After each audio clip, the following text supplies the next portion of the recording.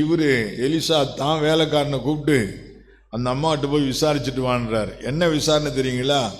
நீ சுகமாயிருக்கிறாயா? எப்படி விசாரணை? தேவ ஊழியரு என்னன்னு கேட்கிறாரு. நீ சுகமாயிருக்கிறாயா? உன் புருஷன் சுகமாயிருக்கிறானா? உன் பிள்ளை சுகமாயிருக்கிறதா? இப்போ இங்க கேள்வி என்ன? உன் குடும்பம் முழுவதும் சுகமாயிருக்கிறதா? தனி நபரை மட்டும் கடவுள் அக்கறை எடுக்கல, முழு குடும்பத்தையும் அக்கறை எடுக்கிறார்.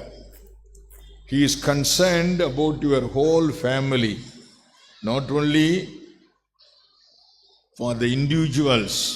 தனி நபர்களுக்கு மாத்திரமல்ல, ஆண்டவர் முழு குடும்பத்தின் சுகத்திலே அக்கறையுடையவராயிருக்கிறார்.